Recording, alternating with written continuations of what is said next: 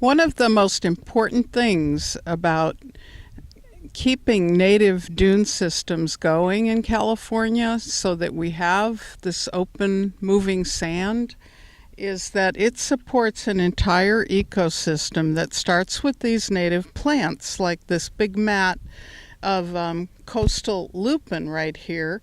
I don't know if you can see these big fat bumblebees that are feeding on this lupin right now. I'm hoping that if I hold still, they're going to come closer.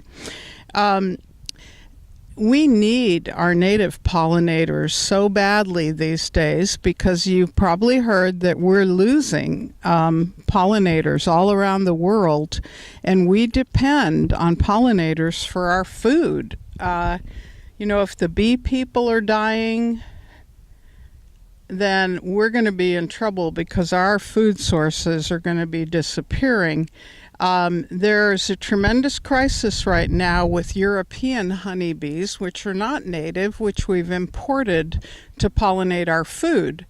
In California, the almond industry depends almost totally, on European honeybees that they transport around in these wooden hives when the almond trees need pollinating so that they can bear nuts.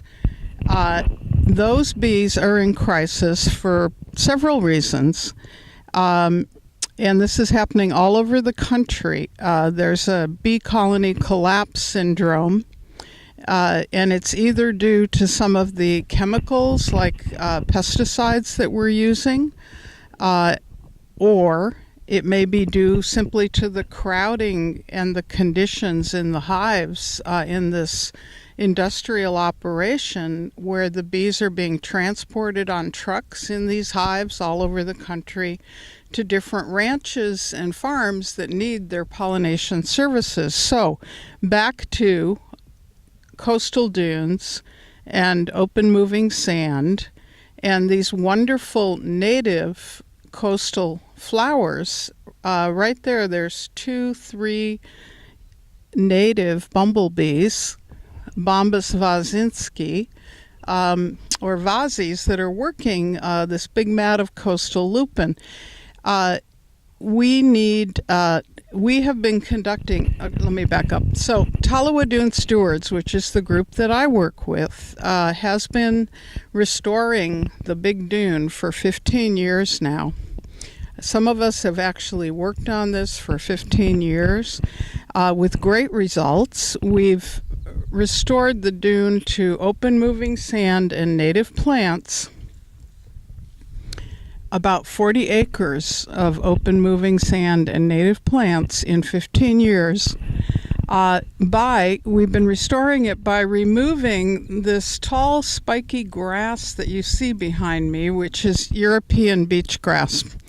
Europeans brought this over to our coast, originally to San Francisco, because they didn't want the sand to move. They wanted it to be stable so that they could build on it, or they could plant trees and log trees, which was the case here in Del Norte, which didn't work out. But they unleashed this European beach grass, which we call a non-native invasive plant, that has taken over most of the West Coast at this point, from that single point in San Francisco.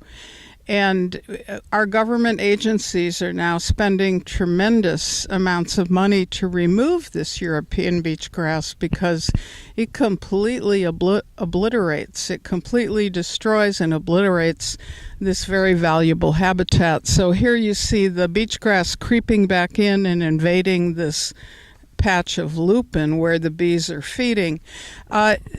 European beach grass is very disruptive, as are other non-native invasives, of the ecosystem because it's what I would call a bully plant.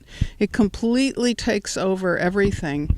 And after a while, there's nothing but European beach grass, and the native plants are crowded out, and they no longer live here. And then the bees can no longer live here. So the bees actually live in the sand dunes. They live about 2-3 feet down in the dunes in tunnels. And there are about 30 different native dune bees that live in our sand dunes at Tolowa Dunes State Park. They will dig nests down into the dune, and when they emerge in the spring from their hibernation, they completely rely on these native plants to provide them with nectar and pollen for their next family, to feed their next family. And European beach grass is useless to them. It provides no nectar, no pollen, no food. In fact, there is no creature that wants to eat it. Cows won't eat it, goats won't eat it, horses won't eat it, deer don't eat it, elk don't eat it. So removing this has been critical for our coastal dunes. There are many creatures that then feed on the bees. And, it isn't just us that needs the bees to pollinate our fruit trees and our berries, but bears will dig down into insect nests to eat the larvae because they're a really good source of protein. Other creatures like skunks will dig the larvae out. So the bees and the plants are the foundation of this ecosystem here, which then other birds and mammals will feed on them, and so on.